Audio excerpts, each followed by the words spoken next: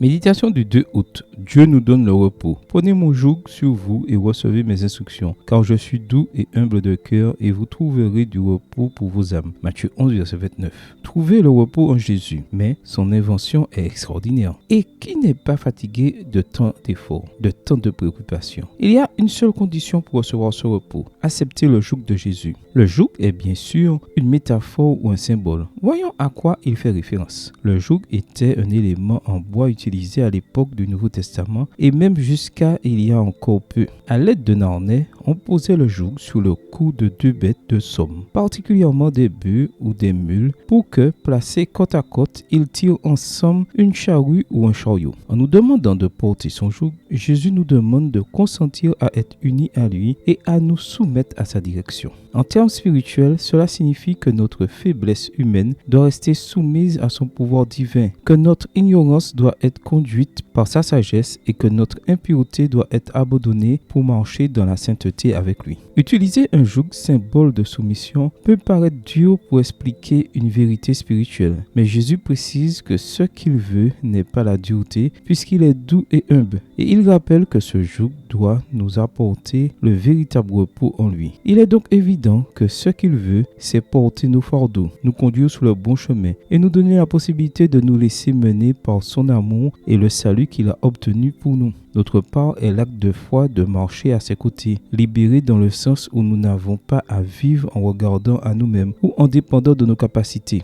À présent, sous le joug de Jésus, quand vient la tentation, il nous donne une issue. Quand l'ennemi menace de nous condamner, il nous rappelle que notre dette est réglée. Quand le péché veut à nouveau nous asservir, il nous libère. Porter le joug du Christ, c'est nous cacher en lui. C'est dans sa perfection, dans sa pureté et sa sainteté que sera ancrée notre foi. Ce n'est donc plus moi qui vis, mais le Christ qui vit en moi. Et ce que je vis maintenant dans la chair, je le vis dans la foi au Fils de l'homme. Voir Galates 2, verset 20. Voilà ce qu'est porter son joug. Et il donne le repos parce qu'il nous permet de déposer nos fardeaux à ses pieds avec l'assurance qu'il les portera pour nous. Ainsi, nous ne vivons pas sous la pression de gagner notre salut. Amen. Bonne journée à vous et que le Seigneur vous bénisse.